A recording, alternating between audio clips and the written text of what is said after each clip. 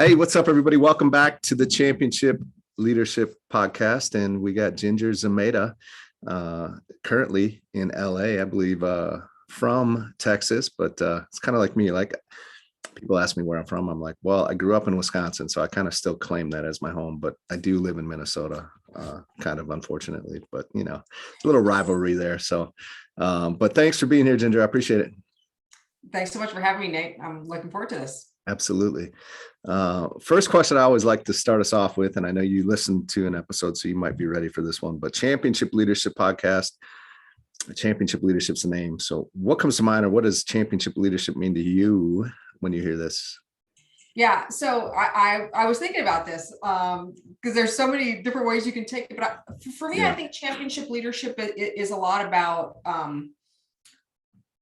really reflecting and kind of understanding your process, right? So I say, like, repetition is the mother of mastery, right? And so doing things in a process focused way a number of times to understand all the little links in the chain, like what part do I need to work? Like, so I think kind of doing things over and over again, figuring out what your process is. I mean, there's a lot of, I can't go too deep with you on the sports metaphors, but obviously, John Wooden and his kind of, doing drills over and over again, I think is actually really, really important. I think you've got to look at your process, and then you need to sort of kind of go through all of your practices over and over again, and then try to perfect. I don't think there's anything, for me, there's no such thing as perfection, but you want to be in the right direction. And so I think that for me is what championship really takes, right? Like, just being okay is the price of entry. I think if you're going to be better than the rest, you got to really look at your process and do the fundamentals really well. Absolutely. Yeah, 100% agree with that. That's for sure. It's always fun to hear the different definitions or descriptions of championship leadership, and it always seems to be a little bit different every time. So I love asking that question. Well, let's talk a little bit about you and who Ginger Zumaeta is. If you're watching, you might see a cool little award behind her there, and if you're not, Ginger can maybe explain a little bit of that, but really who you are, what's the path that you've been on, and how does that take you to what you're up to today? Yeah, absolutely. So the path, started out as kind of like your average kid in San Antonio, Texas, from like average parents. Actually didn't have parents that had higher education, so I was the first on that path, and I got lucky. I went to Notre Dame undergrad and got a great education in actually the liberal arts and a great books program where you had to study philosophy, theology, fine arts, science, the whole thing. So that really taught, I think that was fundamental for me. I learned, starting with the Greeks, to look at problems from many, many sides and see the connections between those things. Then went off to graduate school, and the first sort of real job I had was in television as, wait for it, receptionist. So, I always talk about how I learned all of the jobs from the bottom up. I had never taken a marketing class until I was a vice president of marketing at NBC. But got in as a receptionist, learned the jobs, first started out in research, really looking at how do ratings work, what makes us get ratings, what makes us not getting ratings, et cetera. I like to say that I was doing evidence-based marketing before there was a term for evidence-based marketing, but that actually led my GM at the time to say, you know what, we're going to take you out of research, actually have you be in charge of the marketing function. And that's really what launched my marketing career. I was vice president of advertising and promotion at NBC in multiple markets in the local stations division. So they first took me to Philadelphia, where I turned around a station that, with many others, I'm not taking sole credit for this, a station that hadn't been #1 for 30 years. Then they took me to Chicago, where we had a station that hadn't been #1 for 5 years. And then they moved me here to Los Angeles, which I thought I was going to hate, but I ended up loving, to turn around a station that they had sort of turned into like doing McNews, which was terrible. So we made it serious again. And along the way in my TV career, I also did some producing, did a lot of campaigns. And so I did manage to win 3 Emmy Awards for a number of campaigns that I developed, and some other assorted little awards here and there. And then that was rock star, like I even talk about those being my rock star days. It was a Yeah. little bit more like the Mad Men days of TV when things were fun and expense accounts were huge. Yeah. But then the recession came and kind of, put a huge dent in my lifestyle and my job because advertising dried up. And when advertising dries up, it's really hard to pay all the people that work in TV. So I ended up having to lay my entire department off, walk myself to HR and grab my pink slip. And that was the pivotal point that got me into launching my own company. And so now what we do at Zumaeta Group is, we work with companies who are sort of struggling to communicate how they're different and why it matters in a sea of sameness. There's a lot of copycat marketing Right. going on, which sucks. And so we really help them with that strategic stuff. So we help them, I would say, position and communicate their big ideas to the market. Gotcha. Yeah, that's a challenge for, I would say, probably a very large percentage of businesses out there, right?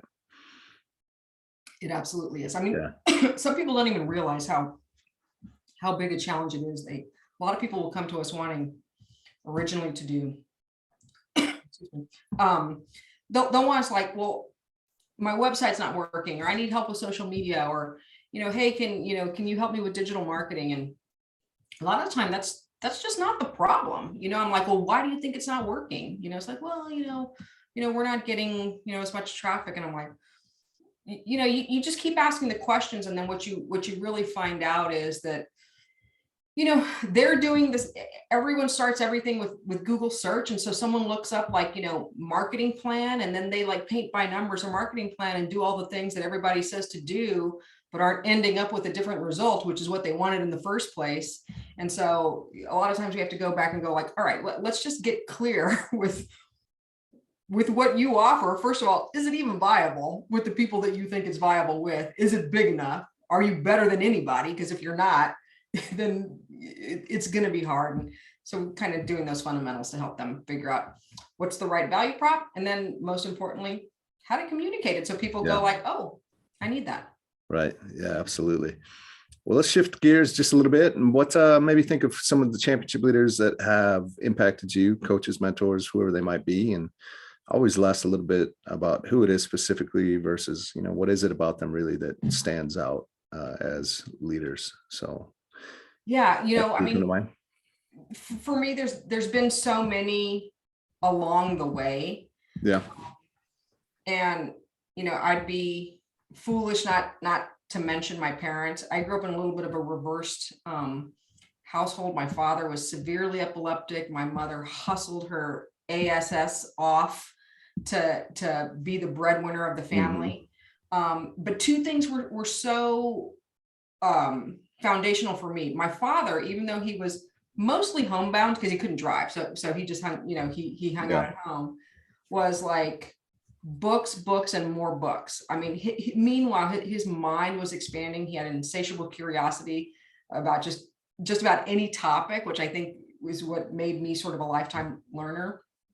And my mom just did what what she needed to do to get things done, even if that was like a second job, third job. So that was huge, in terms of kind of establishing, I would say, my personality or my identity, and they led in their different ways, and certainly were leaders for me. And then through my career, I think there were just a number of people, when I was pretty early in my career, I worked with a guy, Don Perry, if you're out there, I think he's in Palm Springs.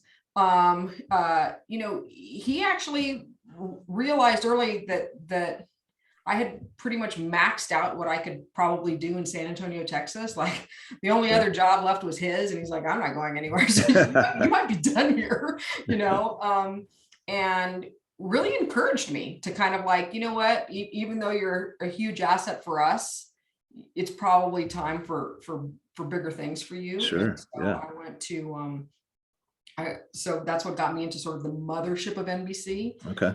When they recruited me. And then, I had this amazing GM also in Philadelphia who humbled me in a way that I had been not humbled before, that really changed my life.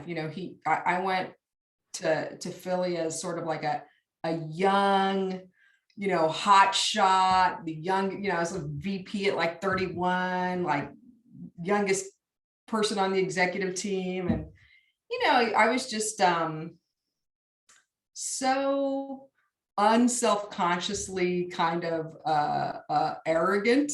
And I mean, I was doing great things for the station and, but he pulled me aside one time and he actually asked me, and I'm hugely embarrassed by this, by the way, but I think it's useful for people to hear. Yeah. He's like, hey, Ginger, do you think you're pretty smart? And I was like, yeah. I mean, like, I don't think, like, I mean, there's, Yeah. Right. I've taken tests. I am. It's Yeah. real. And he said, so he goes, do you think you're smarter than all of the other department heads? And I was like, I think I'm pretty up there, I have to say. Right. Like, I mean, maybe not all in all ways, but like, Yeah. I would think that I'm at the top. He said, okay. He goes, I think you're pretty smart too. He goes, do you think that all of the other department heads know that you think that you're smarter than them? And I was kind of soul crushed at that moment. Like, I just he didn't lecture me. He didn't, he asked me the right questions in a way that brought me to the realization that the way I was doing things was probably not ideal. It wasn't good for everybody. And that really set things differently for me in terms of how I interact with others and having a more open mindset, curious, like what, really looking for kind of what everybody's bringing to the table. And that's kind of one of those things that only a leader can do, because, even when I interview people, what it taught me now is I always ask, like, what's the harshest criticism you've heard from someone you really respect? Right? Because criticisms from people you don't respect don't matter. But when you really respect someone and they give you something to think about, you're like, oh my God, I really got to think about that. And so he was a major leader for me. And then there's all sorts of, I mean, I read voraciously, so I can name authors until, kingdom come. But those are two real people in my life, or two real sets, that changed things for me. Yeah, I love it. That's a powerful story too, especially if you're open in those moments to hear some of those messages, or, to take on some new perspective, I guess you'd say, to have some shifts. So thank you. Yeah. Thanks for sharing that. Let's switch gears. I want to talk a little bit about maybe a critical moment that you've had in your life, kind of that fork in the road type moment where, you made the decision that you did, which has you where you are today. But, had you made a different decision, you'd be somewhere very different. I think it's just powerful with, everything that's been going on. There's a lot of people that have found themselves in those moments, and, they always kind of want to know how it's going to work out before they make the decision, which we know isn't possible. So right. It is powerful though to hear how others have chosen those moments. So is there something that comes to mind you could share with us? 100%. So mine is like so crystal clear for me. So that time in 2009, when I got laid off, right? Mm-hmm. I mean, I was, relieved of a job that I had golden handcuffs. I had a business card with a peacock on it that said vice president. I mean, there was a lot of identity rolled up in that title. And when I got laid off, I was just like, oh my God, like, what am I going to do? Yeah. And I was very lucky to get called of the president of the ABC station here in Los Angeles, and had breakfast with him like within 48 hours. Like, and he's like, hey, maybe you should come here, which was very compelling, because it would have been like nice and easy, ego saving, all of these things. And my partner, was like, don't go into something right away, maybe take a minute and because I had a nice soft landing. I'd worked with NBC for a long time, and so it's like, kind of figure out what you want to do. And I did. So once I declined that job, I was, definitely adrift, and started my consulting practice. Mm-hmm. And that was a hard thing to do, because it was another one of those like deeply humbling experiences. I tell people all the time who are like, oh, I'm going to consult. And I'm like, in some ways it's kind of easy in the first 6 months, because you rely on like friends and family and favors. and then things sort of dry up, and I went from being kind of on the top with NBC to I mean, I think I made the first year in consulting. I didn't know how to price. I didn't know how to ask for it. I was also, by the way, entering a consulting market when there was a tidal wave of overqualified, underemployed people also getting laid off. So there was not a lot to pick over. Yeah. I think I made like less than $40,000 the first year. And Yeah. I mean, this was after having been a vice president. So, Right. And one of the things that my partner told me is, if you can make it 2 years, I've heard, not even knowing from direct experience, I've heard you can make it. If you manage to like slog through the tough times. And that was true. I mean, I honestly thought when I left NBC, I thought I'm never going to make this much money again. I've literally peaked. Yeah. Like, it's over. Not over, but it's just like not going to be as good and not going to be, as fun. And not going to be as ego building as it was before. And I couldn't have imagined, at that time, how things would be different when you're sort of like, the master of your own plan. Yeah. I mean, night and day, right? I mean, so being able to plug away at something, kind of doing what we talked about before, which is like, what's my process? How do I kind of practice, try to perfect, make it better, but mostly tenacity and sticking with it, have built a much better life, a much bigger network, much more impactful things than I ever would have done had I stayed in that job, the job, that I had at NBC. And so it was a turning point. I encourage people all the time, consider working for yourself. Yeah, absolutely. You make it happen, you can get a lot going. Well, there's definitely a record number of people that are making that decision right now. Maybe probably because their hand was forced to, and with the pandemic and everything else going on. But there's a record number of people that, starting their own LLC and going after it. So, which is kind of cool. But, I mean, I think that's good because, necessity is the mother of invention, right? So now it's like necessity is the mother of reinvention. Yeah, right. Yeah. And if you, what people need to be careful about, Nate, and I'm sure this, is like, who do you surround yourself by? Mm-hmm. Like, you sort of have to block out the naysayers and kind of like the negative Nellies, right? Like you need a couple people in your inner circle that are in your corner, kind of rooting for you and reminding you what you're capable of. Yeah. Yep. 100%. If you don't have that, it can be a slog. Definitely. Yeah. Yeah, absolutely. Which is hard for people to do. It's sometimes hard to cut ties with certain people. But, at the same time, doesn't mean you have to completely cut those ties, and you just gotta, like you say, protect what it is that you're trying to go after, that you believe in so much. Yeah, totally. 100%. Let's, as we start to wrap this up, what if there's one or two things that you could give to the listeners that if they were to implement today would help them move their life forward today, what would those little nuggets or guiding principles be?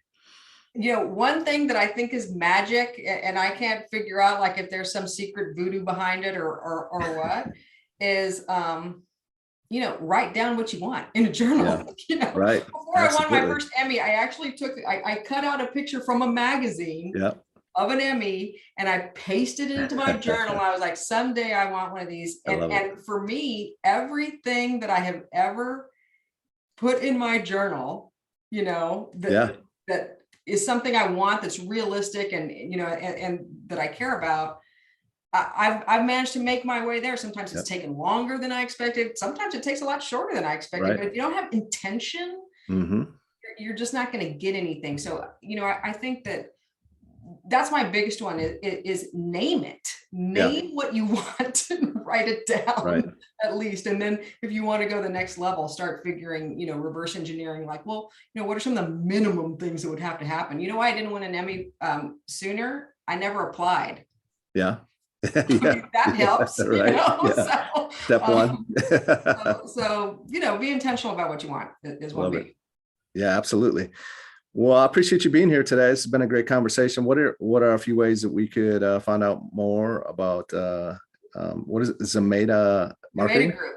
The group? best way right now, Nate, is go to gingerzumaeta.com. Okay. Because I'm super excited about a rebrand we're going to have here coming up next quarter. So you can choose your adventure at gingerzumaeta.com. It'll take you to Zumaeta Group. It'll take you to our new site, in a month or two, and a couple other things. Okay. Absolutely. We'll get that linked up too for everybody, so it's easy to get to. And I appreciate you being here. Thanks for taking the time. Thank you so much. It was a pleasure.